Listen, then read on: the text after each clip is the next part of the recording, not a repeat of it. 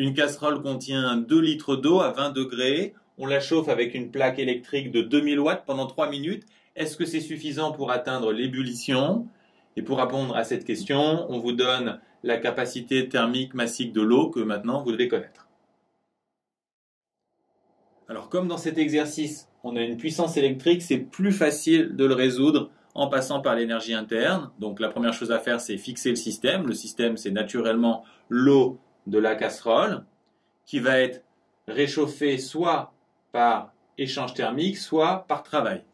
Ici, le travail, il vient de la plaque électrique. Rappelez-vous, le travail, c'est une énergie qui est égale à une puissance fois un temps en secondes.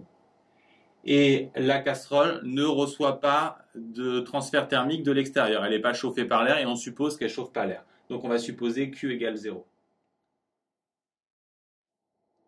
Quand on résout un problème avec l'énergie interne, rappelez-vous, il y a une deuxième formule.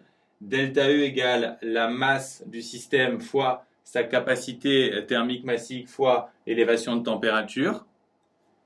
Si on rapproche ces trois formules, puisque Q égale 0, on a delta E qui fait W, autrement dit P fois delta T, qui est donc égal à cette expression. Ce qu'on cherche, c'est l'élévation de température qu'on va isoler en divisant tout par M fois C. P, la puissance, c'est 2000. Ensuite, le temps, 3 minutes, il faut le mettre en secondes, c'est essentiel. La masse, pas de problème, 2 litres, c'est 2 kg. La capacité thermique massique, c'est 4180. On trouve une élévation de température de 43 degrés. L'eau était initialement à 20. Autrement dit, elle atteint 63 degrés et ne bout pas. Puisque l'eau ne bout pas, on va se demander le temps nécessaire pour que l'eau atteigne l'ébullition. La formule établie précédemment continue à marcher, sauf que cette fois-ci, on cherche delta petit t la durée et on connaît l'élévation de température. Puisqu'on veut passer de 20 à 100, on a une élévation de 80 degrés.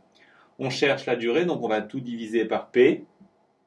Ensuite, on fait l'application numérique. La masse, c'est toujours 2 litres, donc 2 kg. C n'a pas changé. L'élévation, c'est 80. La puissance, 2000.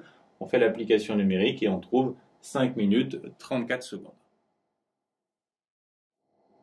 On a retrouvé dans cet exercice les deux formules de delta U vues en cours, mais on a également retrouvé une formule qui vient d'un autre chapitre, la formule qui relie énergie et puissance. Une énergie, c'est une puissance en watts fois un temps en secondes, les énergies, je vous le rappelle, étant en joules.